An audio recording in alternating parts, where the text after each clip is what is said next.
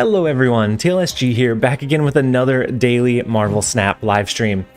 Today we're going to be playing a little bit of Negative Thor, the one that runs both Thor and Jane Foster, and a whole bunch of zero power cards to potentially get inverted with Mr. Negative. And so thank you everyone that jumped in early for this Friday live stream.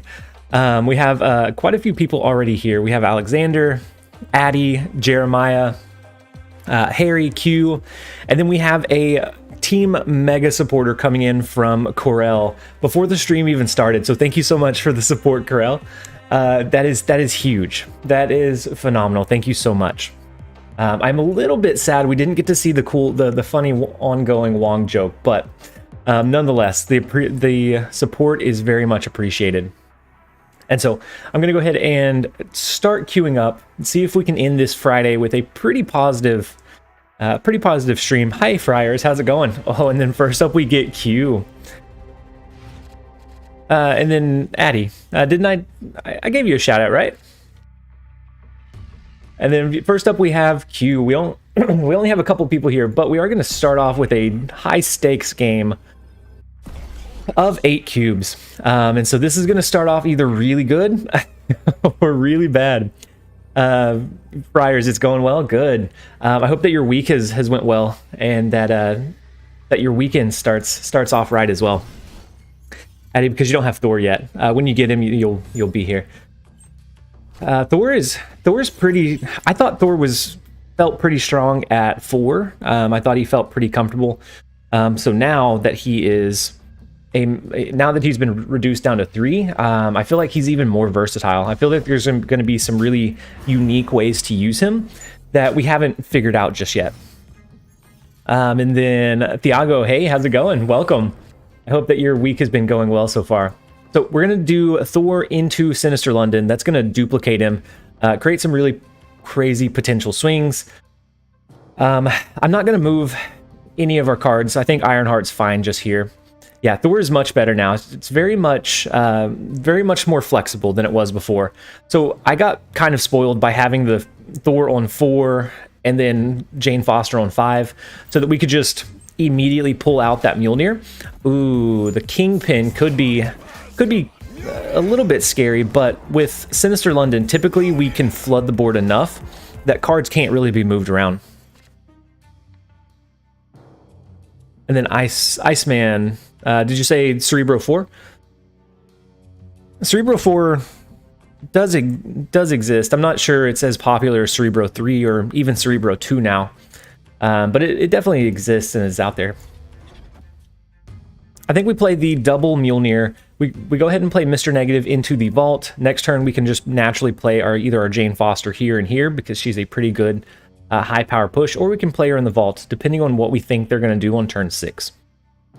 And so let's go ahead and lock in that move. This one should be, we hit a pretty good high side of having Thor, Mr. Negative, and Jane Foster, as well as the Sinister London location, is always huge. Oh, and with all of the Mjolnirs, I think it's time to I wasted too much time figuring that out last night. I went down a rabbit hole. I should have been editing. And then I started looking at the Snapchat, like the Snap Lens. A Mjolnir. I mean, he kept saying Mjolnir to me, so I mean, they always ask how Thor's doing, never how Mjolnir is doing.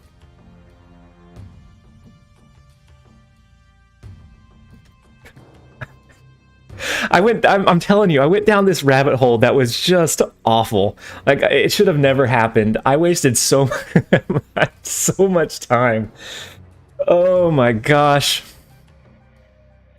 Yeah. The dogs just run scared. They don't like it. I don't like it. Nobody likes it. But I spent enough time that I wanted to make it happen. I left it in there.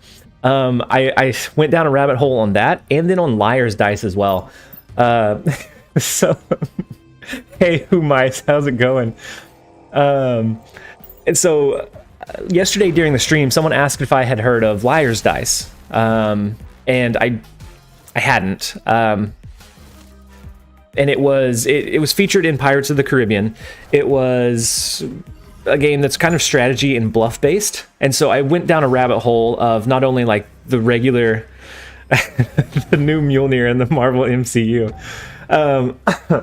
I went down a rabbit hole of not only like what the rules of it are, but also went down the rabbit hole of like it explaining the scenes from the Pirates of the Caribbean, and I couldn't focus last night. I just kept going in one rabbit hole after another. So here we have just a huge hand. If they have an Enchantress, actually, that's pretty bad. So do we? They would have to do an Enchantress and a Thor instead of the Iron Man. Instead of the Iron Man, do we do the second double Mjolnir? And then we could just do an Iron Man naturally here. That way, if they have an Enchantress, we're covered. If they have a Shang-Chi, we're covered as well. I think either way, I don't think we can necessarily go wrong with this play line. Except we would lose this one if they had the Shang-Chi. I'm gonna go with that. We're gonna get a few more Mjolnirs, and one last time. I promise I'll stop after this. One last time, we will be Mjolnir. Yeah, he can't get over that power. That power is huge. Wait, the lag. Are we lagging already, Jeremiah? Yeah, and then definitely fill it up so no movement at all. So they're running a Cerebro 4. So whoever called it, was it Alexander? No, it was, yeah, Alexander. Alexander, you called the Mjolnir, right? Or you called the Cerebro 4, which is huge. All of those Cerebros are massive. So the Moon Girl into the Cerebro, into the double duplicated Cerebro is kind of, had we not hit such a high roll, that wasn't a bad finisher for them either. He does indeed have 4 Cerebros. Oh my gosh. Never has there been so many Cerebros in one deck list. We did win against Q. That is the first game of the stream. We're starting it off positive on this Friday. For whatever reason, Fridays start off incredibly positive.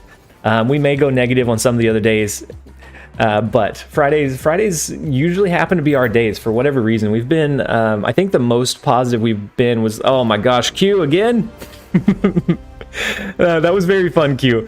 So let's see if they switched it up or if they have the same one. And then Addy, how'd he get 4? He dropped a Moon Girl, which duplicated the Cerebro, and then Sinister London allowed for both of those Cerebros to be duplicated. So absolutely huge play. I'm going to go ahead and double snap again. If it wasn't Q, I think I would still feel confident in a snap. We have the Camartage, which is huge for our Thor. If we draw into it, it's pretty good for our Psylocke as well. Yeah, the Moon Girl. The Moon Girl came in pretty handy for him. So we can do a Psylocke into a Ronin, an early Ronin.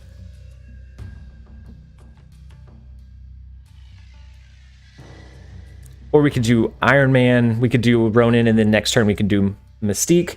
If I know Q, he probably has counter cards, so we need to be careful and cautious about that. But otherwise, it should be a pretty decent start to the game. We have Camartage, which if we draw into our other Thor, not our Mighty Thor, if we draw into our other Thor, yeah, Q said he could retire the deck, so I figured he switched it up, but I didn't know if he had enough time before queuing back in. And so we can do our Ronin into Nowhere. They won't be able to counter that one with an Enchantress or any kind of Honorville card. And then that leaves us free to do our Mystique either in Camartage, less advantageous. We could drop it in Jotunheim. Oh, and Jeremiah, I didn't change the Nightbot. That is one thing I forgot. Through all of the rabbit holes that I went in last night, the Nightbot I overlooked. So let's copy the Mystique in Camartage. We may end up going with something like a morph into Jotunheim on the next turn just to kind of see or play it out. I'm always kind of cautious of Q and his counter cards, so something like an Enchantress, a Rogue, could be something that he may have. I wish there was a way to get a way to target farm cards. I need a Mystique really badly. Oh, so like a way to... It looked like it could have been an aggro Ronin. So Friar, a way to like pick which cards you're wanting to unlock. Is that what you're saying?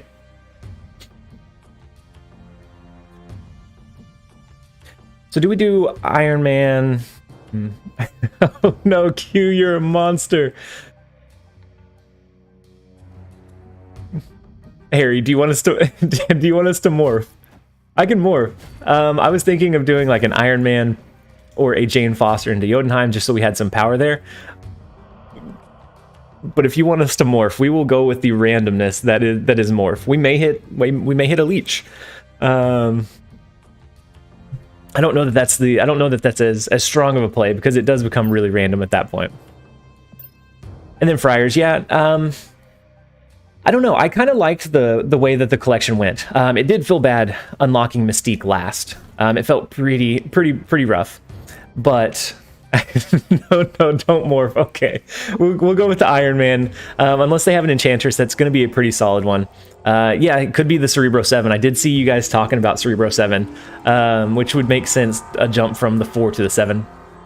And so we need to... Actually, that means Jotunheim might be an easy enough like location to steal.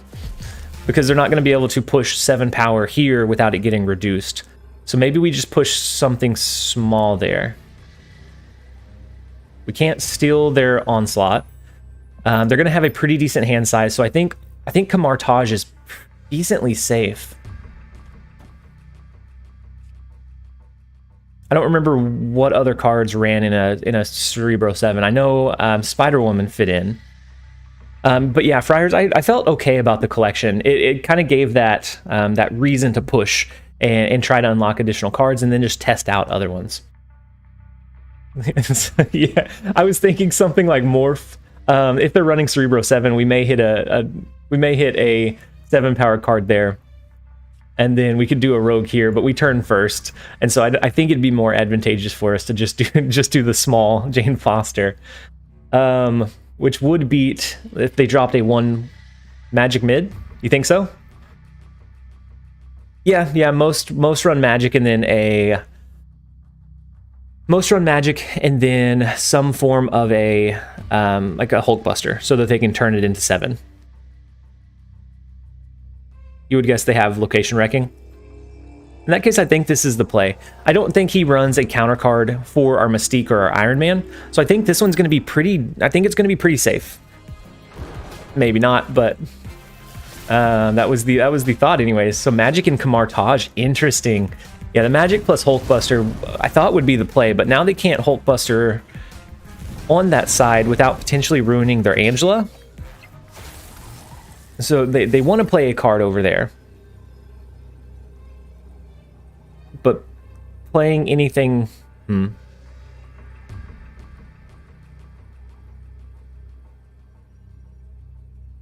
So now we have an additional energy. Do we do something like Thor and then we can go for a random morph? Hey Aruma, how's it going? I hope you're having a great Friday. So we're running up against Cerebro 7. They have to play a card in the limbo lane to make their Angela 7 if they're gonna drop a Cerebro. So I would say something like a Cerebro here and then a Mystique here. Yeah, Jeremiah, that's perfect. And so that's gonna buff their 7 cost cards by 6. And so both of these would be 12. This one would end up being 12, 13, 14, 15, 16, 17, 18. But they don't overcome the power in Jotunheim, right?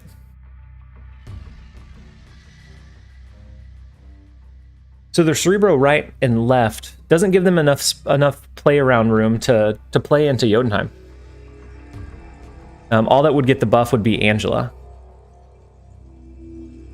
I don't think Thor in Nowhere's the play. I think it would be better either playing that consistent power in Limbo or in Jotunheim.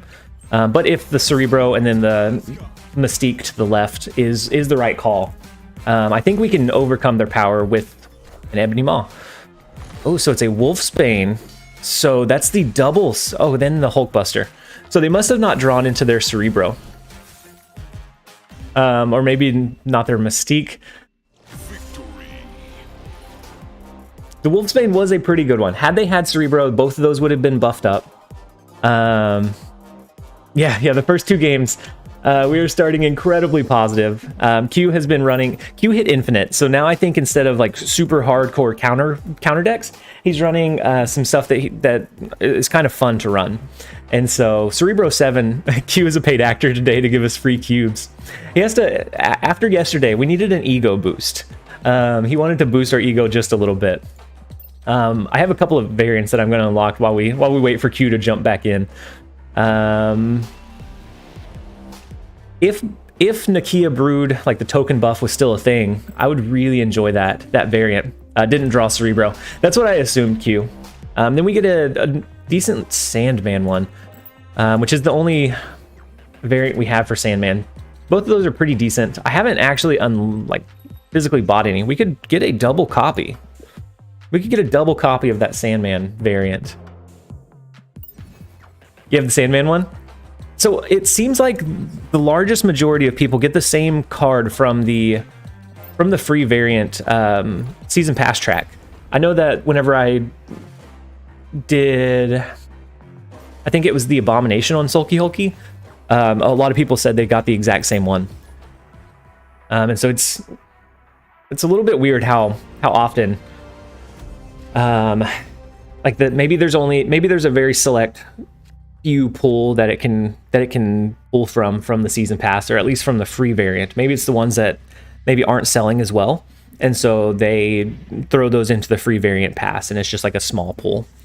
Do you think negative Cerebro 3?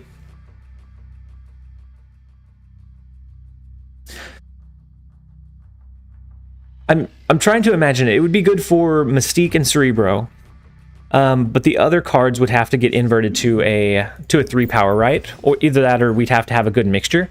I think it'd be difficult, but I think it would potentially be doable, Francis. Cerebro plus Blue Marvel. Yeah, so previously Blue Marvel was used in a Cerebro 3 deck, and it buffed them all up to 4. Then they could all be impacted by Cerebro. Now that Blue Marvel has been reduced down to 3, Blue Marvel is used in a Cerebro 2 deck to buff them all up to 3, and then they can get the Cerebro buff. And so with his rework from the latest patch, he's in a little bit different spot. A lot of the Cerebro decks were kind of flipped on their head after that. So I think we're gonna go with the morph early here. We're gonna see if we can maybe get something that's pretty decent. They ran a Forge, so there's really no telling. It could be a Deadpool deck. Nightcrawler?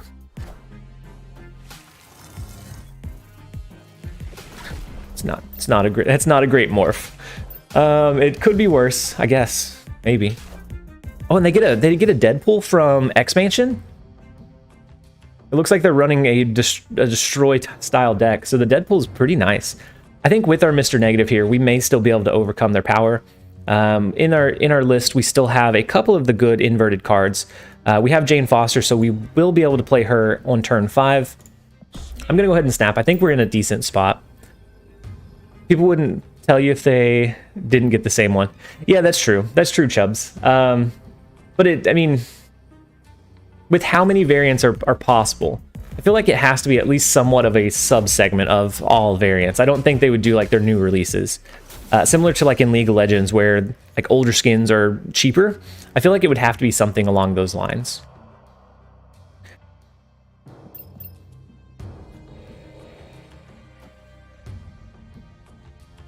And so we know that typically the far right lane is the weakest lane for a movement style deck list. They have the Nightcrawler, they have Iron Fist, Forge, Vulture. Typically the far right lane is the weakest and the easiest to steal, unless they do something kind of cheeky and they don't use Heimdall. But if we can kind of anticipate some of their power. And the movement to the far left seems strange as well. Usually we would want to move them to the far right and then drop like a Heimdall to shift them with Vulture, so maybe, or shift them with Heimdall to move Vulture twice in one turn. So maybe that's not the play line they're going with. I don't know if I've ever seen the variant I got for Scarlet Witch. Oh, you got Scarlet Witch from the track? But why is he playing Venom? I don't know. Venom wasn't randomly generated. I have no idea. I've never seen anything like this deck list.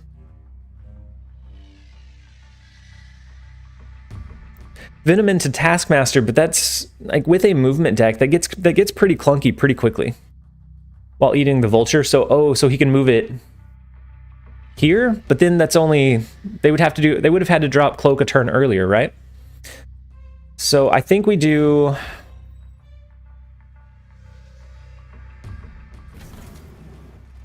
our Iron Man, we do the inverted Mystique and Adam Warlock. Would that be enough? Maybe we put the inverted Mystique over here. I think the far right lane is going to be the easiest. So maybe we do Iron Man to the right, we do inverted Mystique, we move Mr. Negative, and then we play Adam Warlock. That would give us 10 power on the right. Oh, that's still not great.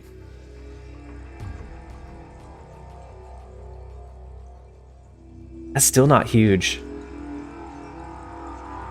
If they do move their Vulture, that's like 26 power on our left, but our right lane is really susceptible to a play.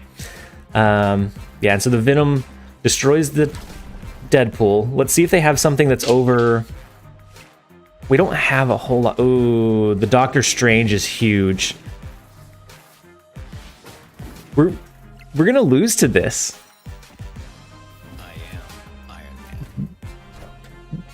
This move deck that they have is very like mind game-esque, and so I now see what they have the Venom in there for. They can eat the Vulture, and then they can eat a lane and then pull it with Doctor Strange. We got outplayed so hard. The deck was very, very strange, and I feel like it would be very, very hard to maneuver or to pilot. I'm impressed.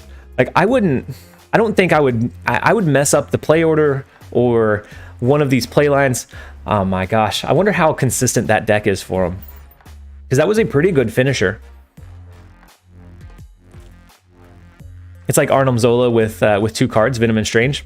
Yeah, that was definitely a big brain deck. It was a Strange, but it looked like it was a pretty good deck list.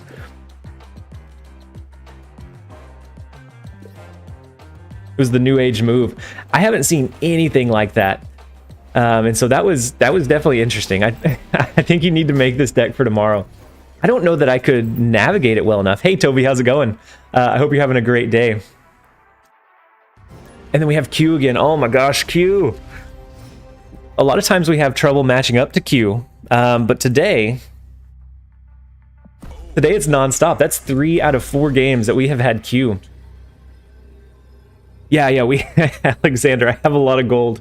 I have so much gold. I haven't used it ever since the Nexus, or before the Nexus event. I didn't use any during the Nexus event, and I've been holding it just in case whatever they come out with, uses a fair amount of gold. But it's getting really hard not to dive into any of the variants. So we would have the Thor into Mr. Negative 3/4 combo, but the Icebox disrupts our play line a little bit. We don't have a great turn 3, but I do think we still get Adam Warlock out of our hand. That way, if we do hit the Mr. Negative and then a Jane Foster, we have more room to draw into our inverted cards. Q, if you can see this, please snap just to make it interesting. Nope, we both snap, Toby. So Toby, whenever I match up against Q, we typically try to... we both snap right off the bat and play it out all the way till the end. And so it usually makes for some decently interesting play lines. So we're going to skip... Not Cerebro. Yeah, the Cable. So maybe they're doing like a pirate deck where they're trying to steal our cards. And so Cable, Mantis would be pretty good against, like, once our cards have been inverted, they would be able to steal some of those pretty high power cards. So we have both Arnim Zola and Iron Man in our hand. as long as we can avoid drawing into like a Ronin or a Mystique until after next turn, then we should be pretty good. And then Sham, is he stream sniping? No, Q tabs out or like switches over. Typically he Qs into us while he's at work, and so he's just a fellow stream enjoyer that tries to match up against us pretty consistently. And then Jeremiah is here. He's Soul Knife in game. I think he's trying to queue into us today as well, but it hasn't had much luck just yet. So it is like a mill style deck. I was thinking of doing something like this. I just haven't found a good way to do it. And so with the Wong, they're going to be able to potentially hit like a Black Bolt here. So in that case, I'm going to actually play our Mystique this turn. So the Black Bolt is going to discard 2 of our lowest cost cards. And so if we can do, or do we hit them with a, no, they turn first. So our rogue wouldn't work.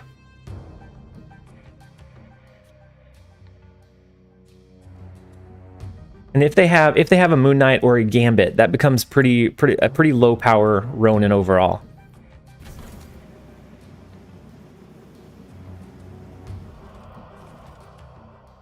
But I think it's okay. We're going to go Ronin. We're going to go Mystique in the far right. That gives us a target for the Arnhem Zola next turn to send Ronin here and here. And then we can see what we draw into. I think that this is going to be a Black Bolt, or that would be my Giga Chad stream enjoyer. Yeah, Q's definitely a stream enjoyer. The first couple of matches, we thought maybe he could stream snipe. Yeah, there's the Black Bolt. That seems like a very Q-esque move to use that. So luckily we were able to anticipate it, and we dropped our Mystique out onto the board instead of having it in hand. That way they didn't get the upside of making us discard our Mystique. So I think we do the Arnhem Zola here. That's going to push it here and here. And then we drop our inverted Ironheart over into the left lane. Unless they have a way to like dump their hand, we should be in a decent position here. Wait, when does the game come out? So the game comes out for global release on October 18th. So we're just under a month away. And then Pablo, they're friends, they're friends, nemesis, arch rivals, frenemies. But overall, no, I don't think he would stream snipe. Jeremiah, why not Arnhem Zola on Mr. Negative? He said snap, so he's feeling pretty confident. Does he have like an Enchantress or something pretty strong? No, the Shang-Chi.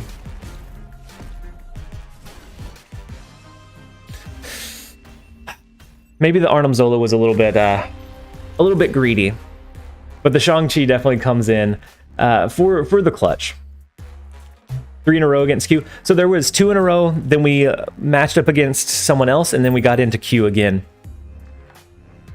And then Pilk, hey Pilk, how's it going? And then Toby, hey TLSG, if I don't have Psylocke, what's a good replacement, or is it a must-have? I think before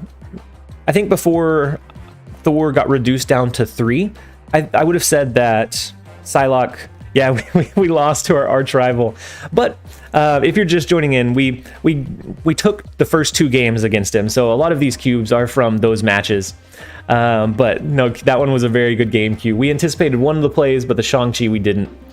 I think before Psylocke would have been a requirement for this deck list, but now that Thor curves into a Thor, Mr. Negative, and then Thor, I don't think it's absolutely required. You may look at doing either another low-cost card so that your hand's not clogged by the time you drop your Jane Foster. And I'm not sure exactly what that might be, but I do think that it is pilotable without the Psylocke. Oh man, it was huge in the end. Yeah. Yep, he came back. He came back and took us over. So Sham, yeah, Sham, Q is a worthy opponent. That was a very good game, Q. We anticipated the Black Bolt, but I did not anticipate the Shang-Chi. The Shang-Chi was huge on your end. And then, hey, Wakeless Sleeper, how's it going? I hope that your Friday is going well, and I hope your week was good, and that you're ready for the weekend. So we're gonna do Psylocke here just in case we draw into Mr. Negative. If not, then Thor into Kiln is gonna be pretty strong. And I have to remember that we don't need to max snap against everybody now that it's not Q. So they have a Mojo. Could be an ongoing deck, could be an aggro deck. We'll just have to kind of wait and see. We don't draw into Mr. Negative, which would have been our really only ideal turn 4 play. And so Thor is going to be huge. We still have a chance to draw into Mr. Negative here.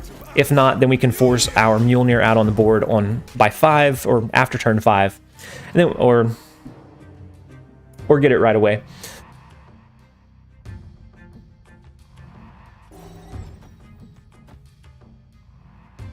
Is that too greedy? We can stack our Mjolnir, or we can play our Mjolnir. We can send Adam Warlock over there as well. That should guarantee that he gets triggered over and over. Do we save a spot just in case we want to Arnim Zola? I don't think we Arnim Zola this game. But we might. If we played Iron Man, no. I think we're going to have to push power next turn, and so something like the Jane Foster, and then maybe finish it off with an Iron Man. Finally made it. Hey, Stone Age, how's it going? How is Negative treating you today? So far, it's not bad. It's better than the start to our stream yesterday. Yesterday's stream started off super rough, but so far it's been good. We queued into Q 3 times now out of 4 of our games, but overall it's been good. Hey chat, hit me with your most recently pulled cards. I got Agatha, which means I have to run some meme deck soon. So my most recent card, was I guess it was Nick Fury, but before that, my most recent card was Mystique. What pool is Psylocke in? She is so useful. She's in pool 3.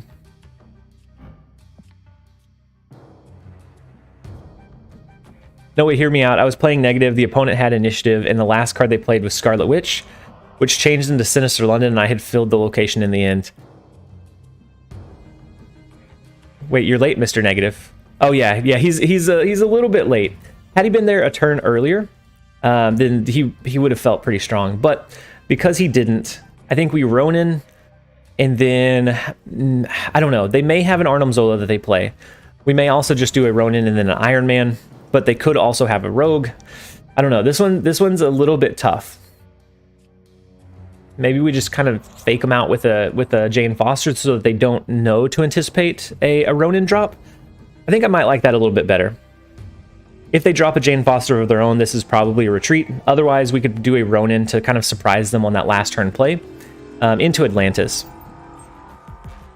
Just got Hellcow. That was cool. Hellcow used to be... Hellcow's in a decent spot now. But Hellcow used to be absolutely insane. When it was 2 cost, 6 power, it was broken. So I think we play our Ronin and anticipate that they might end up going with a magic play. Since they dropped Sarah, I anticipate this is like the negative serotonin. And so a magic play may be something that they drop. We could always end up doing our Mystique plus maybe a Rogue on the last turn, depending on what we think they're going to drop. And if not, then Ronin's a pretty decent card. And then your most recent card is still Beast. Beast is a lot more difficult to use than I thought. He has some very niche uses, but I thought he was going to be just really great in a lot of deck lists. But the issue becomes similar to whenever you're building a junk deck, of that you're pulling your power back into your hand, so then you lose tempo overall. Even if you have really good on-reveal abilities, you lose tempo. So it's finding a way to make that fit and work within that same kind of construct. Zero and Lockjaw, I can't make a good disruption deck for Zero yet, but Lockjaw has been fun. Lockjaw is always fun. The large minion, they must not had any of their good inverted cards.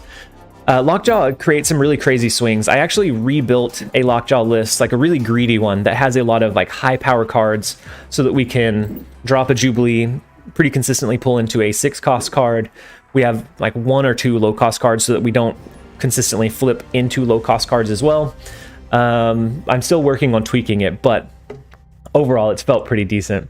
I'm playing Lockjaw and Wong together. I haven't found a good way to... I guess they could be like kind of counteract each other, right? So if you don't draw into Lockjaw, Wong could be a good replacement for your Ownervilles, and then if you don't draw into Wong, Lockjaw could be a good cycle tool. I've just never found a great way, and I never got the good like upside of rotating a card with Lockjaw into Wong so that all of our Ownervilles would double trigger. But I do think it could be pretty strong, especially with the way that Odin triggers in a either Kamartaj or a Wong lane now. It feels absolutely broken. I got Wasp recently, but have literally nothing to make her useful. Yeah, Wasp has Wasp's usages are pretty much either like a Jane Foster to pull it out of your deck, or a Patriot deck list. Outside of that, it's a pretty hard to use card. So we're gonna go ahead and Psylocke ramp here. Hope that we draw into Mr. Negative. If not, then we go to the Morph Casino. We see if we can get the positive upside. And then Kappa. I made a good boys deck with Cosmo and Lockjaw. Low rolls abound. Cosmo right now is I feel like is pretty strong. So a lot of the really greedy deck lists operate on a lot of Vulnerable abilities. If you see a Wong, you can just drop a Cosmo there. I want to figure out a deck list where I can work Cosmo in. I haven't figured it out. And then hey Akaichu, how's it going? I hope your week has gone well, and I hope your Friday is going well. And then Stone Age, your last card was Omega Red. That's not a terrible one to have as your last card. So they used a Maximus thinking that we had Mr. Negative, I think, so that we would draw into cards that were not the inverted versions.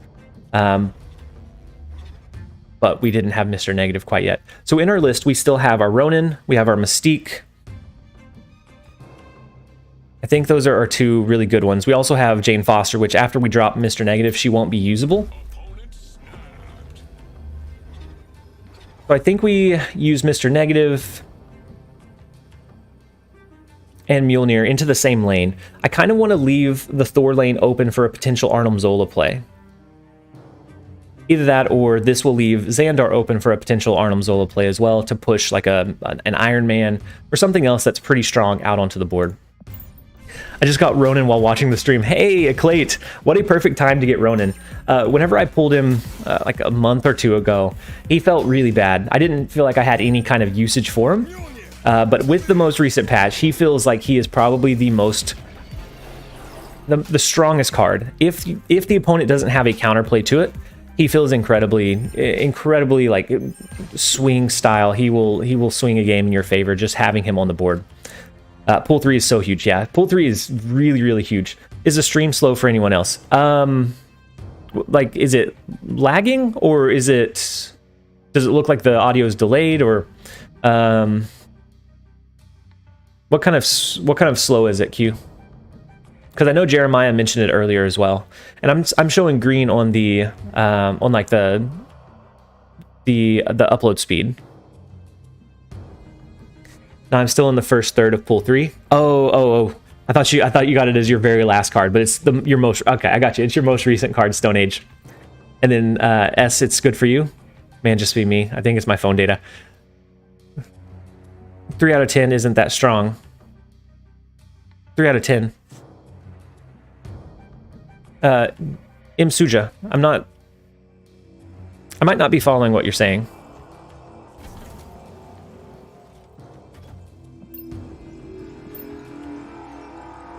And the stream is good, Astros. Okay, perfect.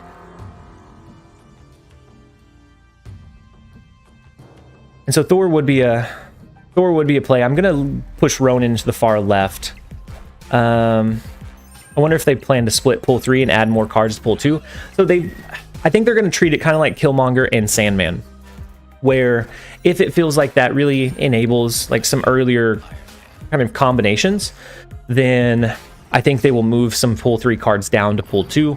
But otherwise, they haven't said any. They've said that they don't really plan on necessarily creating a Pool 4, rather than just adding into Pool 3. Wait, why not wait for the last turn for Ronin for the surprise factor? That would have been good. I waited too long to figure out my play. And then the Arnim Zola would be decent. Hey, Dunkoro, how's it going? I hope that your week has been going well. It's nice to see you in the stream. So the only problem I have with duplicating Ronin here is that they could flood the board. If they flood the board, then it's just a 5 power. It's just a 5 power card or 5 power play.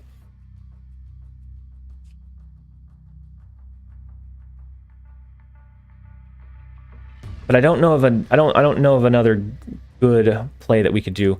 We could always move Thor over.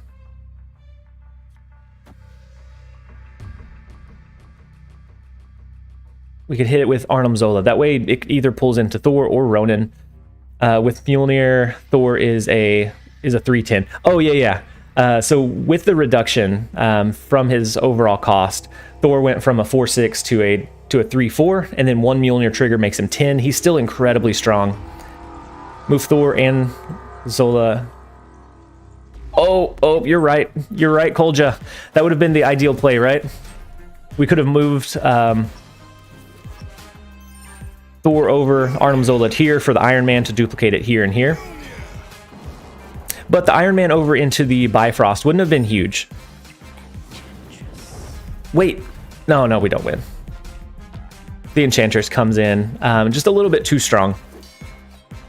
Not a great play line. I think I waited too long to figure out my play on turn 5, and so it put us in a pretty tough slot. And then the Enchantress that's teched into a lot of decks can make the overall deck list feel pretty tough to play against. But you can argue that the hammer takes a space. Yeah, it does take a space, and it's not as consistent to pull it out with a Jane Foster now. I got very spoiled with dropping Thor on 4 into an immediate Jane Foster, so I never really had to feel the downside of drawing into a Thor naturally. And so it does technically take 2 cards spaces, but if you can re-enable that trigger, Thor can easily win a lane by himself. We would lose anyways to Enchantress. Yeah, the Enchantress was a big one. Send 1 attack card to New York. That play line with Zola on Iron Man would have gotten it. Yeah, no, we would have lost the right lane though, right? Because we only had like 3 power in there before the Iron Man play. So it would have only ended up being something like 6 power. I don't know that we would have had enough power in the far right. We would have taken left, but lost mid and right. And so we do have Thor, moving on to this game, we do have Thor in our starting hand to be able to... Oh, I thought it was 9. No, you're good. I think after everything kind of triggered, it was really low off the start. I don't know if it was exactly 3, but I know we had a Mjolnir, we had I think it was a Psylocke and a Mr. Negative all in that lane. And so a really, really low overall power level. So I think they're running a destruction deck. So the Nova plus the Mr. Sinister, that's going to be 3 triggers for like a Carnage, which should make a death doable later in the game. So we need to watch out for a potential late game wave. So if we do draw into Mr. Negative and we trigger it, we may not want to hold our 0 cost cards as long.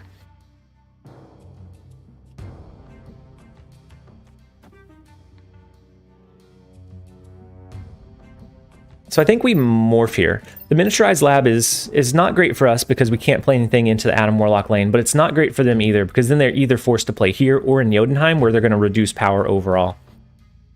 Cerebro 3? I don't think it would be Cerebro. Oh, yeah, it could be. It could be a Cerebro 3 with a Killmonger trigger, right? So I guess depending on what they drop here, none. Okay, so they do destroy that. I've been starting to see Mr. Sinister teched into destruction decks. I think it was mainly for the raft featured location. The Bucky Barnes is not great. I think it was mainly teched in for... Hey Gabriel, how's it going? I think it was mainly tucked in for the raft so that they could force 2 additional cards. They could easily cap it out by turn 3 with a Carnage or other destruction tool. So I think we go with a Jane Foster here. We can go with a Ronin. We can go with a Ronin and Mjolnir into this lane, depending on how many cards they hold at the very end. It's not going to be a great play line.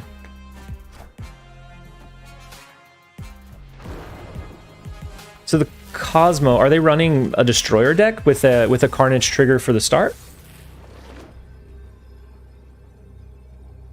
And if so, then we take this lane and then we take this one as well. Yeah, it's another strange deck. There's a lot of like brewing going on. So we see a lot of non-standard deck lists, and I like it. It kind of piques that that different level of thinking, trying to figure out what they're running and what they could potentially be using, because we got so almost complacent with how like easy it was to read. You see a Nova, you know that it's a destruction, a destroyer deck. You see a couple of other key cards, and you know exactly what they're running right off the bat. And so now that we've had that patch, it kind of shakes things up. There are still some that you can really tell that play line right off the bat, but for the most part, it shook it up so that we have to really kind of be cautious. Not everything is set in stone, so people could be running like really unoptimal weird lists that could steal some strange or niche wins. Yeah, it was what the devs intended. Yeah, Gallagher Gal, definitely. I think that with a patch, for a patch to be good, it needs to be something that leaves a lot of room for experimentation. I think they did that the best in this patch out of all of them. So previously, if a card just gets hard nerfed, people just move off of that deck, they move on, they stop experimenting. But if it is a kind of an adjustment instead of just a hard nerf, then all of a sudden you have to start experimenting, you have to start trying to find new ways to utilize those cards. And so we're going to drop our Adam Warlock back onto the board. We do have Thor again. They have the Psylocke ramp, so they may have a Mr. Negative here, but we can keep an eye out. I think we drop Thor into the hub. If we're going to potentially do an Arnim Zola on it, we could do it on Thor to push it here and here. If not, then we could do Ronin on 5 and then Arnim Zola on 6, just depending on what we draw into and what that play line looks like. Have you tried comboing Viper with Adam Warlock for your Ronin deck? I haven't. I feel like it's a pretty, I feel like when it works, it would work pretty well, but I feel like it would be hard to have work consistently. But I think it'd be funny to see, kind of like whenever you used to use an Ebony Maw and then you would Viper it over to their lane and like lock them out of that one. I think it would be similar to that, force them to draw into all their cards. Adam Warlock, yeah. And so we top deck Mjolnir again. And so they ramped into a Juggernaut. I think we played Juggernaut and Shadowland. We can hold Mjolnir for now. We can drop Ronin on 5, we can drop Arnim Zola and the Mjolnir on 6 to push our Thor up just a little bit. As long as they don't run a wave, then holding our 0-cost cards don't necessarily hurt us that much. Kind of convoluted, but sounds fun. Yeah, it sounds like it'd be hard to be like a consistent trigger, but I think whenever it worked, it'd be so satisfying to see and see it pull off, kind of like the Exodia combo. And so they have a Mr. Negative, but it comes in on 5, which doesn't give them a lot of time to utilize it, luckily. Hey, Eco, how's it going? From Indonesia. I hope that your week has gone well, Eco. I appreciate you being here to join us. So I think we do go with the Arnim Zola shift. Since we didn't get the Mr. Negative trigger, it kind of limits how much power we can push on the board, and we have to get kind of creative with what cards we push around with Arnim Zola. We could either do the Ronin or we could push Thor, but I think so. Thor's going to be 2 10-power cards, and unless they flood the board, they could potentially do a magic play here, and we have an extra turn to play. But I think the most consistent one is going to be our Ronin. I don't think they're going to be able to flood enough power onto the board here. Yeah, turn 5. By turn 5, if you are still relying on negative, usually at that point it's a loss. And so then we have Mjolnir come in. It depends on how much power they push over into Shadowland. And so the Iron Man, I don't think the Iron Man does it unless they can. Ooh, Jubilee might though. Oh, the Lockjaw for the Jubilee into the Wolfsbane. No way.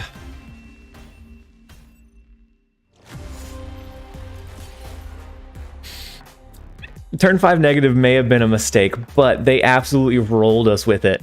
Had they not had the extra, oh my gosh, that was huge. That was a huge turn 6 play. Yeah, that was very very close. Very high roll. The Jubilee pull into the Lockjaw to do the flip into Wolfbane, absolutely massive. And then us not having any power that we left into the Sokovia lane. Oh, that was huge. Absolutely huge. Addy, thank you so much for being here early and enjoying the stream. I hope that you get some good rest, and I hope that we see you either on tomorrow's video or on the live stream, most likely next Monday. And so I hope that you have a good weekend. And then we have Q again. Jubilee into Lockjaw into into Wolfsbane. Yeah, ooh, interesting. That's not great for us. That world ship location is not a great one. We're still going to snap off of it. But knowing that he has cards like Shang-Chi, like Enchantress potentially, that doesn't leave us a lot of space. So yeah, Q smelled the vulnerability. He knew that we were only up 1 cube. He said, let me hit an attack now, while they are hurting. Shang-Chi copium. Yeah, and sometimes you can do everything right, and like RNG is gonna always be a part of the game, and I think that's a lot of the fun for me, trying to build a deck that is the most resistant to RNG kind of swings. Feels really fun. And then if you're wanting to just play an outright RNG based deck, then like playing into that's fun as well. So we could do Psylocke, we could do Mr. Negative on 4, we could do an Arnhem Zola on 6, or I guess yeah, it would be on 6. Never mind. That wouldn't be ideal to destroy one of these cards. It wouldn't have any lanes to push it into, but it looks like the stream. Oh, no faith. Yeah, risk aversion is something that I really enjoy in the building of the decks. So we're just gonna skip on this turn as well. If we had some things like Lockjaw, or not Lockjaw, if we had things like Green Goblin, a Viper to send cards over, that makes it a lot easier. Even a Spider-Man would be huge in this game. I think we're gonna go with the high roll, and they're going with RNG. They're going with complete cycle. That means they can't control anything of what pops out on the board. They can control the owner abilities, but what sticks afterwards, they can't. So I think we're going to go with the Morph here. I think that's worth dropping. I don't know that... would inverting be better? Mr. Negative takes up a space, but in our deck we still have Iron Man, we still have Ronin, both of which would be huge cards to have. If they don't have an Enchantress, both of which would be absolutely massive to have inverted. I think we go with that over a Morph. Let's go with Mr. Negative. Let's take up one of the spaces, and then we'll see.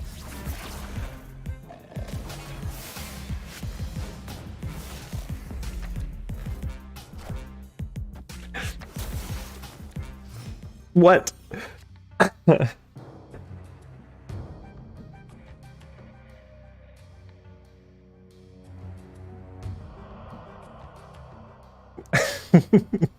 Ew, that was nasty. I expected hard counters from you, Q, but not that. Anything but that.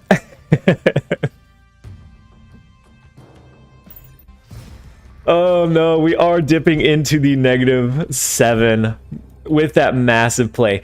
I honestly, Q, what do you have? What do you have in hand? I thought about doing a morph to try to morph into one of yours, but I ended up switching last minute to Mr. Negative. If we could have hit something that had more than 4 power, we may have been fine with the morph.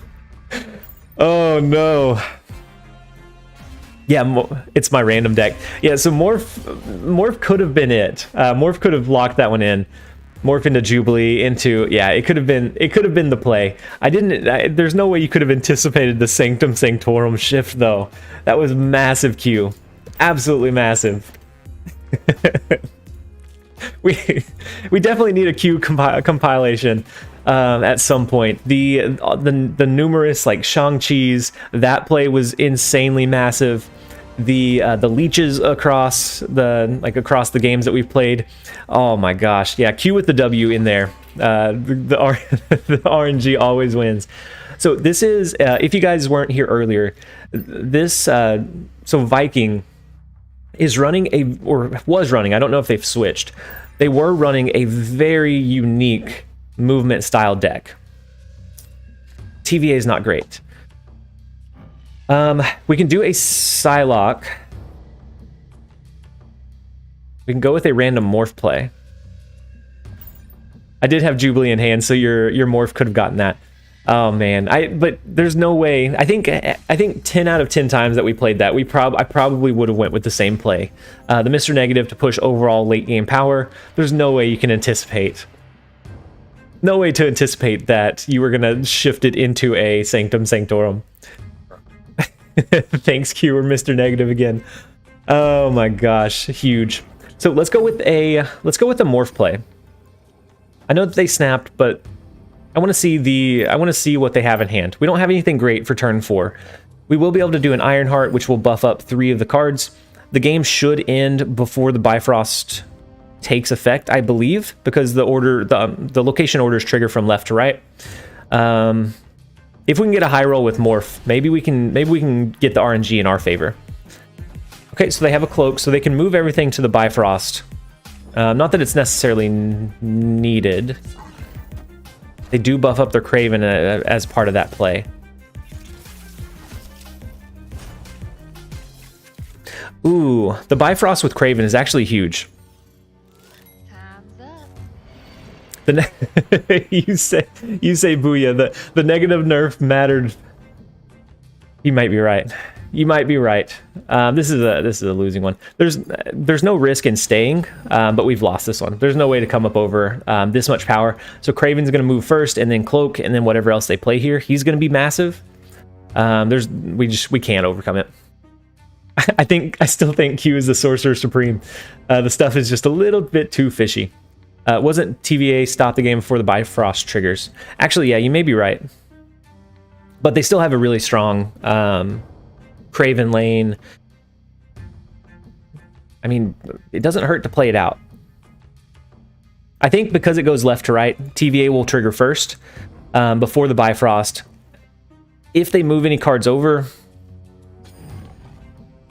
do we think they're going to move their Craven? I think they leave it here. I think our only bet is if they leave Craven here and they don't play anything into Bifrost expecting the move. Yeah, retreat or not, it's still 2 cubes at this point. So there's no real downside for staying. Okay, so they do move Craven over. Oh my gosh. They moved everything over.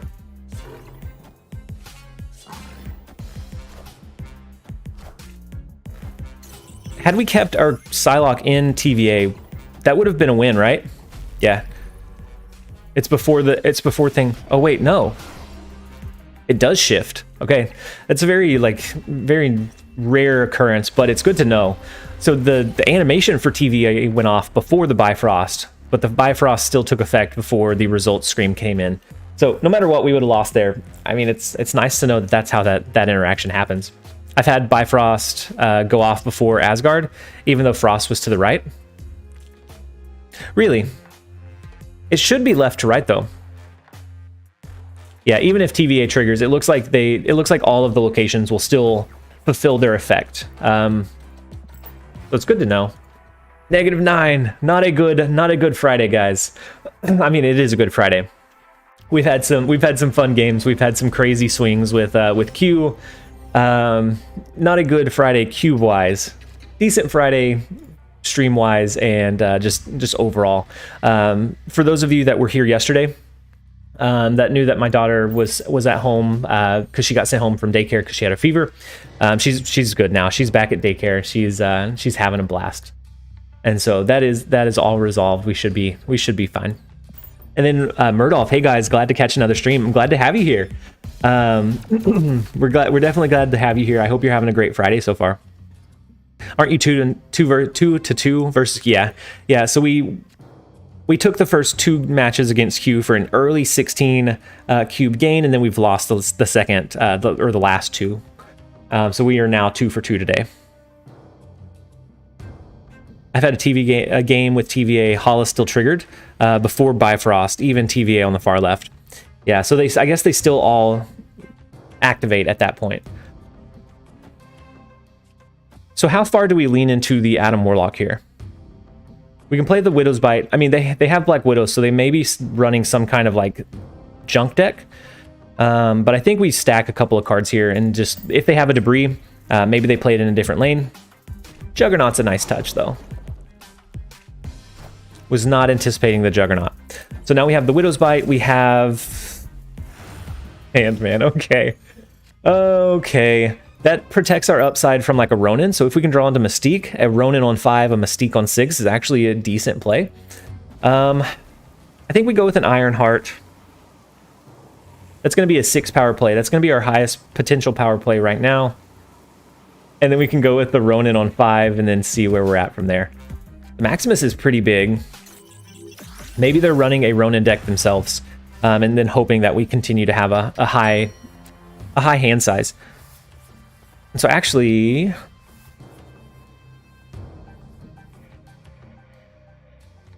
we can do Ronin here. We can hope that Arnim Zola pulls in and destroys the Ronin and moves him across the board.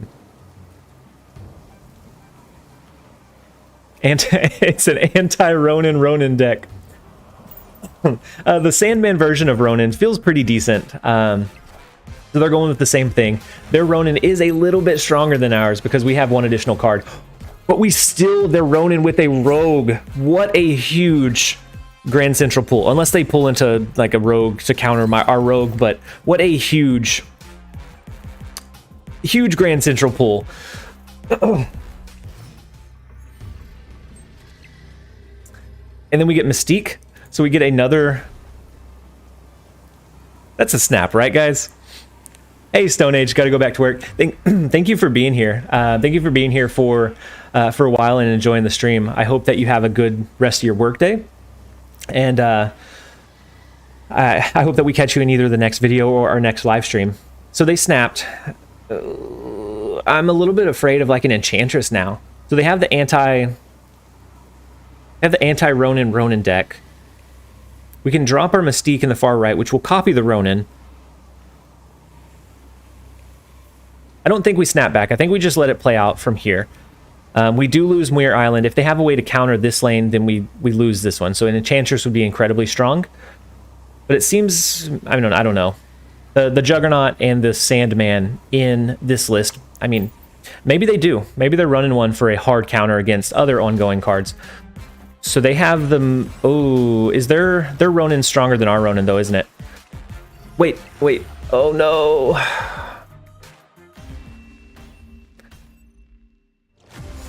So it turns out that the Arnim Zola was the play, not the Mystique.